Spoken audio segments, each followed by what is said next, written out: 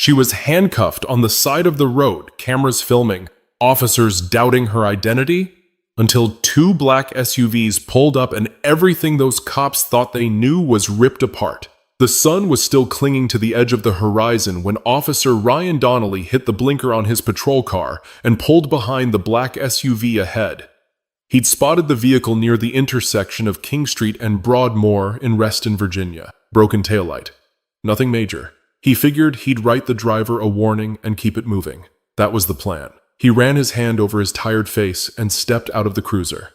"Evening," he said, approaching the driver's side window. The tinted glass rolled down halfway. Behind it sat a black woman, maybe late 30s. Slim build, chin-length box braids, dark blue blazer. No music, no movement. Just her. Calm, still. "License and registration, please." She handed over a small leather wallet. No hesitation. "Your name, ma'am?" "Talia Monroe." Ryan flipped open the ID and paused. The card looked official, but not anything he'd seen before. There was a photo of her, a federal seal, and a series of letters he didn't recognize. The badge number looked like it belonged to some kind of federal agency, but nothing popped in his mind. Homeland Security? Secret Service? He'd been on the force 10 years. He'd seen a lot. This one felt off. "This some kind of joke?" he muttered, almost to himself. Talia didn't flinch. "It's legitimate." "What's the agency?" "You don't say anything about CIA or FBI here." "I'm not at liberty to disclose that, officer." Ryan narrowed his eyes. "Is this a fake ID? You know it's a felony to hand me fake credentials, right?" Still no shift in her tone. "It's not fake." He walked back to his cruiser and radioed dispatch. "Hey, I need an extra unit. Pulled a woman in a black SUV. ID looks federal, but it's not standard. Get me back up." Less than 5 minutes later, another squad car pulled up behind his. Two officers stepped out. Rookies, probably 2 years in. They stayed back as Ryan approached the driver again. "Ma'am, I need you to step out of the vehicle." Talia exhaled softly, unbuckled her seatbelt, and opened the door. No resistance. As she stood, one of the rookies moved toward her. "I'm going to have to place you in cuffs for now," he said, voice slightly cracking, "until we verify who you are." "You're making a mistake," she said. "You can explain that at the station." People on the sidewalk began to slow down. A couple of them pulled out phones. One woman whispered, "Is she being arrested?" Another man started filming. Talia didn't argue. She simply turned and allowed her wrists to be cuffed. Her blazer shifted slightly, revealing a small earpiece behind her right ear. Subtle, barely visible. Ryan caught it, but didn't say anything. She was calm, too calm, and that bothered him more than if she'd screamed. But Ryan hadn't seen her left wrist yet. The smartwatch she'd tilted at just the right angle seconds before stepping out, whispering something too soft for anyone to hear. Talia stood with her hands behind her back, cuffs cinched just tight enough to leave a mark. The three officers stood in a loose triangle around her. The one on her left looked nervous, bouncing slightly on the balls of his feet. The one behind her kept fidgeting with his radio, like he was waiting for instructions. Ryan stayed quiet, watching her like a hawk. "You live around here?" he asked. "I was just passing through," she replied. "Where were you headed?" "Back home." "Where's home?" She looked at him directly. "I think you already know I can't answer that." Ryan stepped closer. "Listen, you might think being vague and mysterious helps your case, but it doesn't. Right now, all I see is a woman with no verifiable ID, refusing to answer basic questions. You have everything you need. You just don't recognize it." That irritated him. It wasn't just her words. It was how she said them, controlled. Like she wasn't even nervous. Most people caught in a lie start sweating, shaking, stammering. She was none of that. She didn't even glance at the phones recording her. One of the bystanders, a teenage girl in a red hoodie, shouted out, "Yo, y'all really cuffing her for a broken light? She didn't do anything. Step back." One of the rookies called out, but the small crowd wasn't moving. 5 people, then 8. A man on a bike pulled over to watch. The camera phones were out and angled. Talia didn't speak, didn't flinch. just stood still. Ryan tapped his radio. Dispatch, any word on that ID match? A pause. Static. Then, still checking. Nothing coming up in the regular database. He stepped away, jaw tight, and called the rookie officer over. Did you pat her down? Not yet. Do it. As the rookie stepped forward, Talia finally said something different. I wouldn't do that. Why's that? She turned slightly toward him, just enough for her voice to carry. Because if you put your hands on me, you might trigger a response you can't walk back from. The rookie froze. Is that a threat? No. It's a statement. That was when they heard it. Screeching tires. 2 black SUVs. No lights, no sirens. Just the sound of rubber against asphalt as they skidded to a stop half a block away. The doors swung open. 4 men in suits stepped out. No hesitation, no discussion. They moved like they'd rehearsed this 100 times. The tallest one flashed a badge. Federal Protective Service. That woman is in our custody. Release her immediately. Ryan stepped forward. I don't know who you think you are, but we haven't confirmed her identity. Until we do, she stays detained. The tall man stepped in closer. You're standing on the edge of a serious federal incident. I suggest you let her go before it becomes something bigger. Another man whispered something into the ear of the rookie behind Talia. Whatever he said made the young officer's shoulders drop like lead. He turned pale. The rookie looked at Ryan, eyes wide, but didn't say a word. Ryan felt the shift. This wasn't a prank. These weren't overzealous agents. These were real. He'd seen that badge before, once, in a training exercise 5 years ago. Rare. Classified. The man who whispered turned to Talia. Are you okay, Agent Monroe? She gave a small nod. He reached into his coat pocket and pulled out a small device. Looked like a phone but thicker. He held it up to her ID. The screen turned green. A sharp beep sounded. Confirmed, he said. Ryan blinked. What agency are you people with? The tall man looked at him for a moment. She works for people who don't carry business cards. But just as one layer peeled back, another began to crack wide open. Because not everyone on that sidewalk had pure intentions. One of them had been waiting for her to slip up. Talia's wrists were still bound, but her expression hadn't changed. Calm. Controlled. The kind of calm that made others uneasy. Not because she wasn't scared, but because she'd clearly been here before. The agent who had scanned her ID gave a quiet nod, and the rookie officer behind her moved first. He stepped forward, hands slightly trembling, and unlocked the cuffs without saying a word. Talia shook out her wrists, flexing her fingers. No drama, no anger, just a quiet moment of return. Ryan stepped back, trying to collect himself. You can't just come in here like this and override a lawful stop. The tall agent, his badge now clearly clipped to his lapel, walked up to him. His voice dropped to a low, steady tone. Officer Donnelly, your stop almost triggered a national security breach. Agent Monroe has spent over a year deep undercover tracking something far above your pay grade. And you just pulled her out of cover on a sidewalk. Ryan didn't respond. He couldn't. His radio buzzed, and for a second, he hoped it would offer an excuse to step away. Dispatch here. Still no hits on that ID. Wait, hold on. Oh, scratch that. We're getting a ping. Secure channel. Stand by. Too late. Talia stepped past the officers, walking straight toward the man who had addressed her as Agent Monroe. The two spoke quietly, barely audible. She seemed to be reporting, debriefing, but casually, like they'd planned for this exact kind of failure.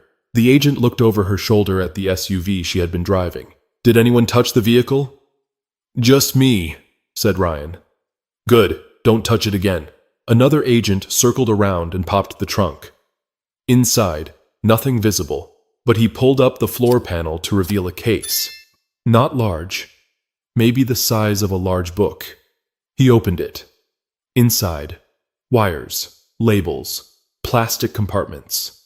Whatever it wasn't for civilian use. Was she transporting? Ryan asked, but didn't finish the sentence. Talia glanced back. That's classified. Everything's classified with you people. She paused. Because sometimes the people you're supposed to trust turn out to be the ones selling you out. That made Ryan stiffen. Before he could respond, one of the bystanders shouted, "Yo, what is this, man? She CIA or something?" The agents turned to the small group that had now grown into a full sidewalk crowd. Cameras still pointed at them. "Please stop filming," one said firmly. "Why?" asked the girl in the red hoodie. "So you can pretend this didn't happen?" Talia stepped forward. She didn't yell. She didn't make threats. She just looked at the crowd and said, "You have every right to film. Just know, what happened here tonight won't stay on the surface for long. And not everything you see is as simple as it looks." Then, without warning, her expression changed. She turned slightly, scanned the crowd, and her eyes landed on someone near the back. A man, baseball cap pulled low, hoodie zipped up high. He wasn't holding a phone. He wasn't saying a word. Talia's tone dropped. "Target acquired," she whispered into the smartwatch. The agent spun toward where she was looking. The man realized too late. He turned and ran. One of the agents gave chase. Ryan stepped forward instinctively, confused. "Who the hell was that?" "Someone who wasn't supposed to know I was in town," Talia replied. The crowd suddenly stepped back as the man in the hoodie ducked into an alley. The chasing agent drew something from his coat. A launcher of some kind. He fired once. A pop echoed off the brick, then silence. Seconds later, the agent returned with the man, cuffed, limping slightly. Blood on his sleeve. His hoodie was partially pulled back, revealing a wire tucked under his shirt. "Tracker, not a mic," the agent confirmed. Talia exhaled sharply. "They were watching for me. The stop wasn't random. They baited me onto this route." Ryan looked at her, stunned. "You saying someone inside fed your route to them?" She didn't answer directly. Just looked at the rookie officer who had cuffed her earlier, then glanced at his belt radio. No words. Just a flicker of doubt. But if her route was leaked, then someone inside that precinct wasn't just incompetent. They were working against her. And Talia wasn't about to let that slide.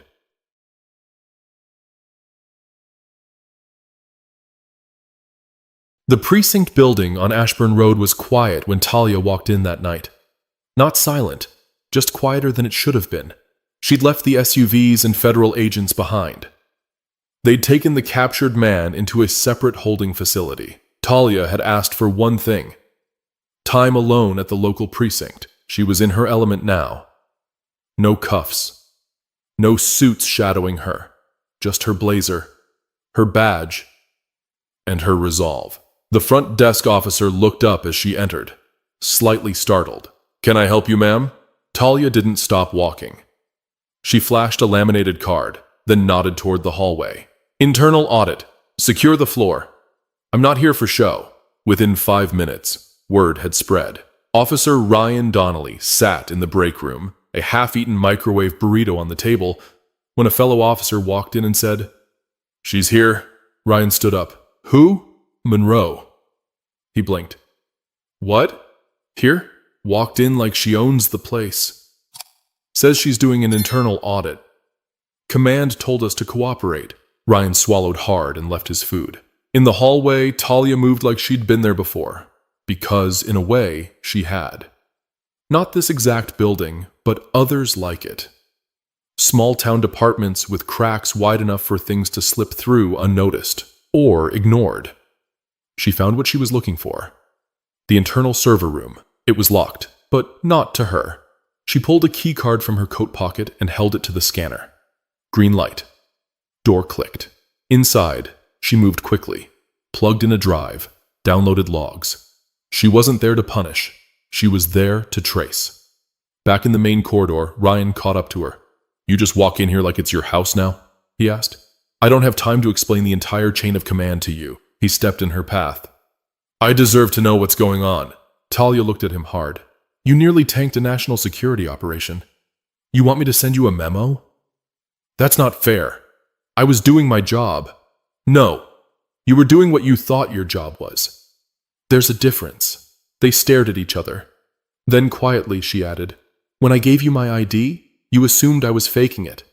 Not because the badge didn't scan. Not because of policy. You just didn't think someone like me could carry it." Ryan opened his mouth, but nothing came out. Talia turned away. I'm not here to fix you. I'm here to find the leak. But before she could take another step, someone else entered the hallway. Deputy Chase Lorne. Late 30s, stocky build, perfectly shaved head, uniform too crisp for someone working swing shift.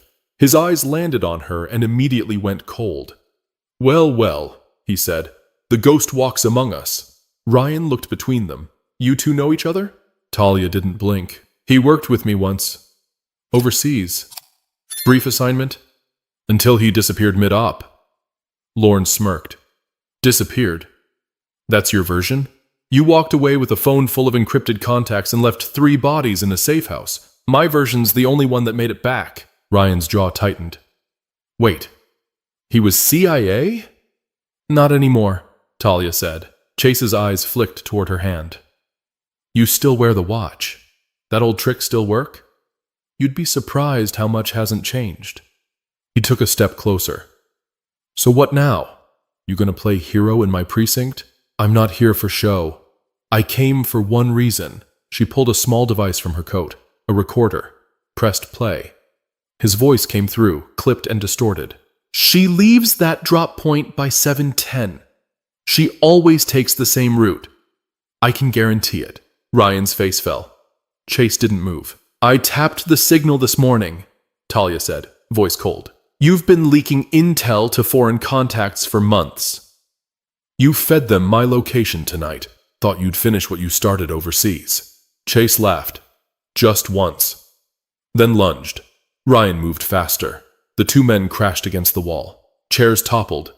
But Talia didn't panic. She calmly walked up and pulled her badge again. Chase Lorne, you're under arrest for treason, unauthorized foreign collaboration, and obstruction of a federal investigation. He was still trying to swing when 2 more officers rushed in to pin him. But as Chase screamed threats and curses, Talia didn't even flinch. Because this wasn't the end of the story. It was just the next piece falling into place. The holding cell clanged shut behind Chase Lorne with a finality that felt personal. Talia stood on the other side of the bars, her eyes steady, arms folded. She didn't speak. She didn't need to. Chase was pacing already, trying to reclaim control with his voice, since everything else was now gone. You think this ends with me? He snarled. You think you've won something? Talia tilted her head slightly. You're not my endgame, Chase. You were just the decoy. He stopped pacing. What's that supposed to mean? She took a slow step forward. The man in the hoodie who followed me tonight? He wasn't waiting by coincidence. He was placed. You fed my route to someone, and they sent him to intercept me. But he didn't recognize me because you gave him an old photo from before I cut my hair. That tells me something important. You don't know who's really pulling the strings. He looked shaken for the first time. You're good at betrayal, Chase, she continued. But you're a small player.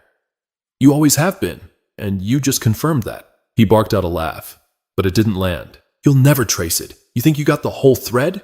You don't even have the needle. She didn't respond. She simply walked away. Outside the cell block, Ryan was waiting. He looked different now. Shoulders slumped, lips pressed in a thin line. He'd heard everything. So he was one of yours, he said. No, he was one of theirs pretending to be one of mine. Ryan nodded slowly, then added, Why didn't the system catch his ID? Shouldn't there have been red flags? Talia sighed. You'd be surprised what a clean badge and a few months of silence can hide. Chase disappeared off our radar just long enough to make everyone think he was dead or buried. Turns out, he'd just changed sides. Ryan rubbed his forehead. So what happens now? We keep going. Back in the evidence room. Talia retrieved the small case from her SUV, the one the agents had found earlier. She opened it again, this time with Ryan watching. Inside were photos, maps, coordinates, surveillance stills. There were also recordings, audio from tapped calls in languages Ryan couldn't identify, and photos of a man that showed up in every single folder. That's who I was tracking tonight, she said, tapping the image. Real name unknown. Goes by Ashir, freelance operative, courier for several hostile entities. Moves weapons, data, people. Why was he here? That's the question. He doesn't spend time in places like Reston unless someone gives him a reason. Ryan studied the photos. You think Chase brought him in? No. Chase doesn't have the authority or the brainpower to make that kind of move. But someone used Chase to steer me into that arrest, hoping I'd be flagged. Maybe even pulled off assignment. He stepped back. And what if the arrest had gone wrong? She looked him dead in the eye. Then you'd be at the center of an international crisis. And I'd probably be dead. The words hung in the air between them. Finally, Ryan said, "What do you need from me?"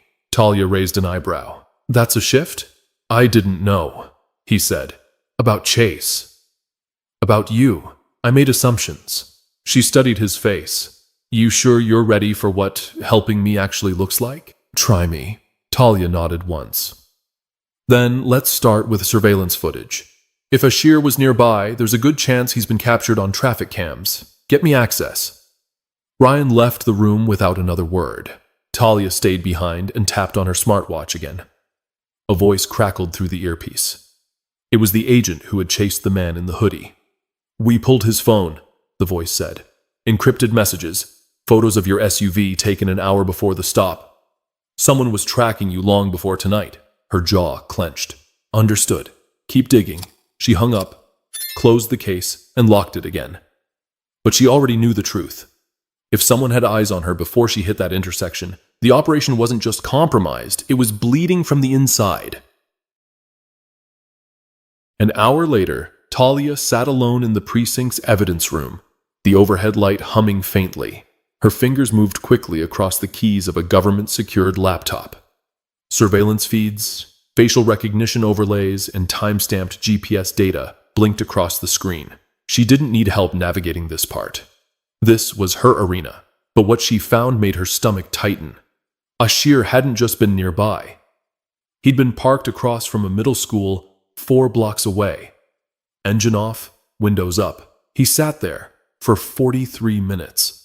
Long enough to watch parents pick up their kids, long enough to time police patrols, long enough to plan. She clicked to zoom in on the license plate of the vehicle. It was stolen, not a surprise. But what was surprising was the second man that appeared in the frame 20 minutes in. Blurry, unidentifiable, but walking up to Ashir's window and handing him a small envelope.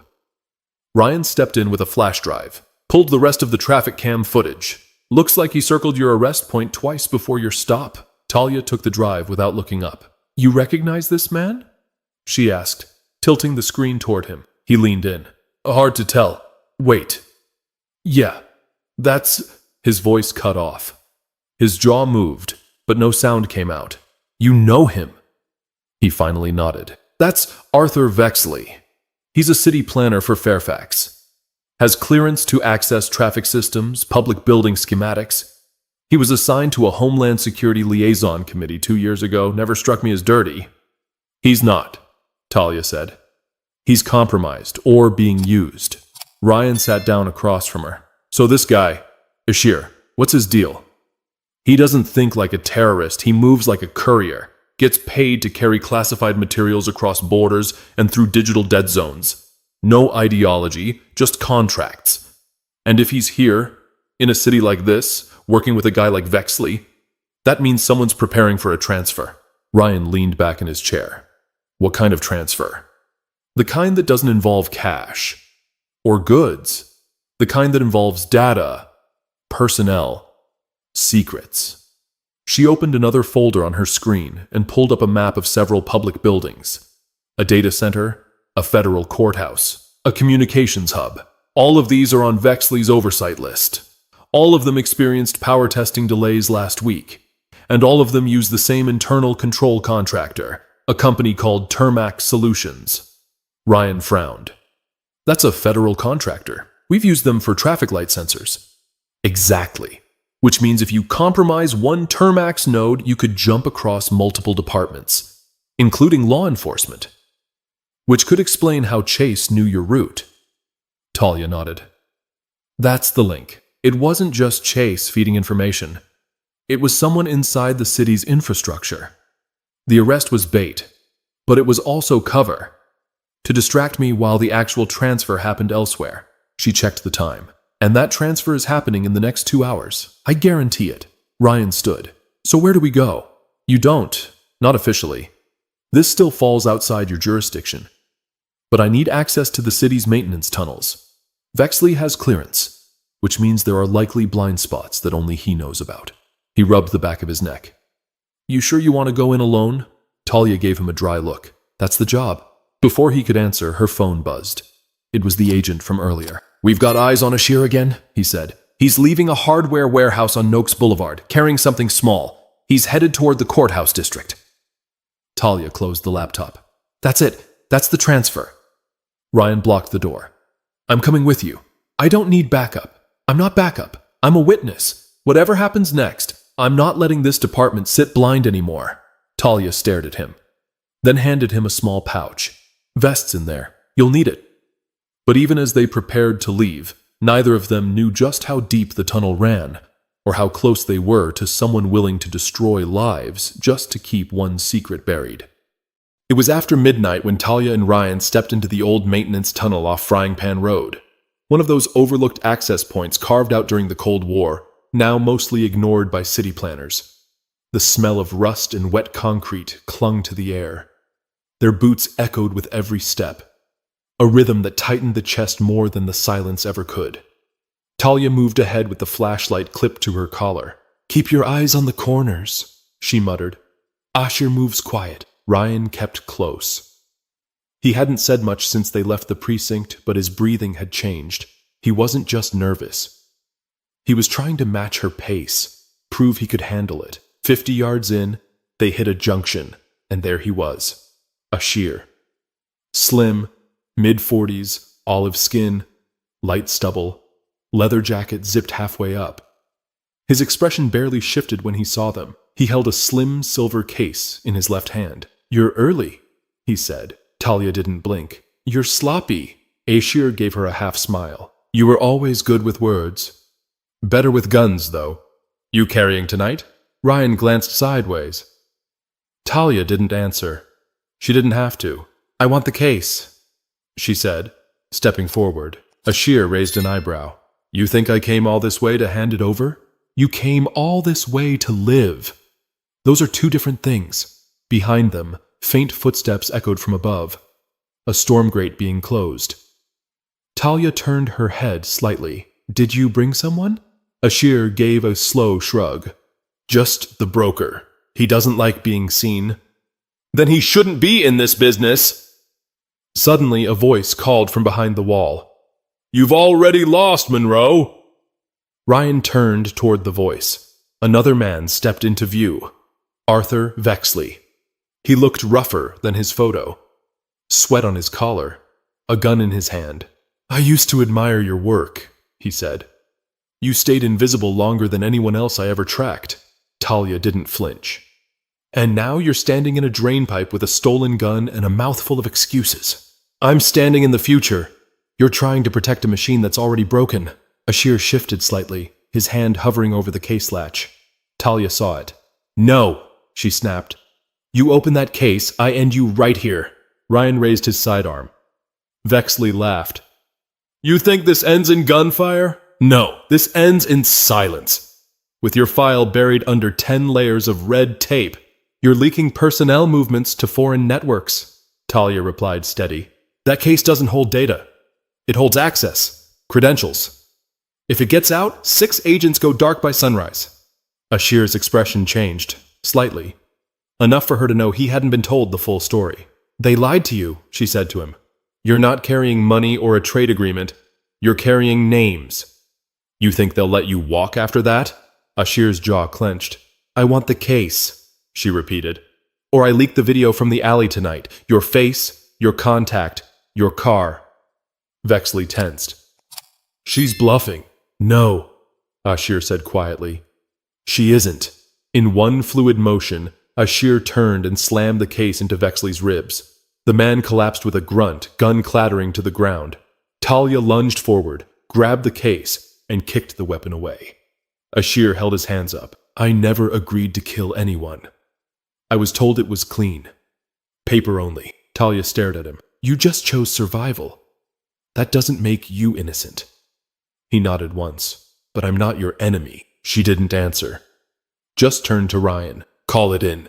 Ryan radioed it in with a trembling voice, giving exact location and requesting containment. His eyes kept darting from Ashir to Vexley, who groaned on the floor, trying to sit up. Talia stood still, clutching the case. Then, softly, she said, You want to know the worst part? Ryan looked at her. This wasn't supposed to happen here. This was supposed to be just another pass-through. Quiet. Clean. Now a city's going to burn with questions it isn't ready to answer. But while the city above still slept, 2 secrets had already been cracked open, and neither Talia nor Ryan had any illusions that those doors would close again. By dawn, the courthouse district was under lockdown. Marked cars lined every corner. The press hadn't caught wind yet, but it was only a matter of time. Inside a sealed briefing room at a federal annex building just outside Reston, Talia sat across from 2 officials, one from the Office of Counterintelligence, the other from the Department of Justice. Neither smiled. Both carried folders with her name on them. She wasn't surprised. You broke protocol, one of them said, flipping a page. You compromised a covert assignment, went rogue in a municipal precinct, and coordinated with a civilian officer without formal clearance. Talia leaned forward. I also stopped a classified data transfer, neutralized 2 domestic threats, and recovered an access key that would have exposed our safe assets across 6 countries. Silence. The second official cleared his throat. We've reviewed your footage. The body cams, the security cams, your watch recordings. He looked up. You were right. Talia didn't nod. She already knew. Outside the briefing room, Ryan stood waiting near the vending machines, sipping a stale cup of coffee. He hadn't slept. He probably wouldn't for a while. When she stepped out, he gave a quick half smile. They read you the riot act? They tried. He nodded, then hesitated. So what now? Talia paused. Now they'll sweep it. Frame it as a local miscommunication. They'll bury Chase's record, reassign Vexley's access logs, and mark Asher as detained under undisclosed cooperation. It'll be sanitized by noon. And you? She gave him a look. I'll be sent somewhere else. My face is burned here. Ryan leaned against the wall. I know I'm not supposed to say this, but I'm sorry. Talia raised an eyebrow. For what? For the stop? For not recognizing the weight you carry. She looked at him for a beat too long. You made a bad call, she said. But you didn't double down on it. That's what counts. He swallowed. You could have gotten killed, but I didn't. And maybe now, neither will someone else. They walked out of the building together, just as the sun cut through the buildings. Orange slicing across the concrete. Across town, social media had exploded. A bystander's video of Talia being handcuffed had gone viral overnight.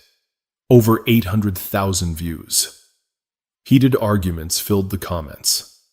Some defending the officers, others outraged by the treatment of a federal agent based solely on suspicion. News outlets started calling it the Reston incident. And the questions were starting to pile up. Why hadn't her ID scanned? Why wasn't there a better verification process for undercover personnel? Why did it take backup agents to de-escalate a situation that never should have escalated in the first place? But the real question, the one no one dared to ask aloud, was this. How many Talia Monroes never make it to the part where someone listens? Talia watched the headlines scroll across a TV screen in a nearby shop window. She didn't smile, but she didn't turn away either. Later that afternoon, Chase Lorne was transferred to a secure federal detention facility in Quantico. No bail, no press coverage. Just gone. Arthur Vexley resigned from his city planning post, citing health concerns. His house had already been cleared by the time reporters showed up. No cameras were allowed inside. Asher was taken to a black site in Maryland. He wouldn't appear in any court records, but according to the agent who later met with Talia, he was cooperative, whatever that meant. Ryan returned to his shift 3 days later. He drove slower, watched more, thought longer before speaking. The next time he pulled someone over, he checked the ID 3 times, then looked at the person, not just the credentials. But Talia was already gone by then. Back in the wind, her name cleared, her mission intact, and the world none the wiser. Except maybe one small town that wouldn't forget her face anytime soon. Talia's SUV rolled quietly along the winding back roads outside of Reston. She didn't use GPS, didn't need it. Her directions came coded through channels most people would never know existed. A new assignment waited 3 states over. She had just enough time to breathe before going under again. The trees blurred past her window, but her mind wasn't on the scenery. It was on the question Ryan asked before she left. Does this ever get easier? She hadn't answered at the time. Not because she didn't know, but because the truth didn't feel like something you said out loud in a hallway. Now, hours later, she whispered to herself, "No, but you stop expecting it to." She pulled off at a rest stop to refill her thermos. The clerk inside recognized her from somewhere. He couldn't place it. Just gave her a polite nod as he rang up the coffee. Maybe he'd seen the video, maybe not. Either way, she didn't offer more. On her way back to the car, she spotted a news alert flashing on her phone. Reston Police Department announces new federal liaison role following internal oversight incident. Below it was a photo of Ryan. Clean-shaven, straight-faced. A badge clipped to his belt in a new way. Less for show, more for responsibility. She let out a short breath through her nose. It wasn't exactly pride, but something close. Back on the road, she thought about the things no one else ever sees. The close calls, the recordings that never make it to the public, the agents who vanish without farewell. People think the danger is in the foreign names, the aliases, the men in unmarked vans. But more often, it's in the routine moments. A broken taillight, a voice asking for ID, a decision made in 5 seconds that determines whether someone gets to keep breathing. The real threat is always hiding where it looks most normal. She checked her side mirror. No one was following. Still, she turned off the highway a mile early and took a longer route through a residential area. A habit now. Probably always would be. A call came through her earpiece. "Agent Monroe," said the voice. "You cleared for briefing?" "Go ahead. There's chatter in Nashville. Same network. Might be a test drop this time." "Send the packet," she said. "I'll review it en route." She hung up and turned the volume knob down on the radio. Silence. She liked it that way. At the next light, a little girl crossed the street with her mother. Braids bouncing, backpack swinging. The mother looked tired, but watchful. Talia watched them for a moment, then smiled. Just slightly. There were people out there fighting with signs, with cameras, with court cases. She didn't knock it, but her weapon had always been something else. Silence, precision, and the kind of patience that outlasted the noise. What happened in Reston would never make the full front page. The story would get watered down, misquoted, politicized. But somewhere in that town, a teenager in a red hoodie had filmed the whole thing. And she wasn't taking it down. Not for the cops, not for anyone. And somewhere else, Ryan Donnelly would stop looking for badges that matched only what he'd seen before. He'd start listening first. That was enough for her. Because sometimes justice doesn't come with headlines or parades. It comes with a pause, with someone taking a second longer to think, and maybe that second saves someone's life. She turned onto the highway again. New mission, new city, same risk, and she was ready. So the next time you see someone pulled over, cuffed, or questioned, remember, stories like Talia's don't always come wrapped in uniforms or titles, but they're out there, every day. Unseen, unheard, but fighting to keep things from slipping too far. And maybe, just maybe, asking questions before making judgments is the real beginning of change. If this story moved you, don't forget to subscribe. More real stories, more voices that matter, one story at a time.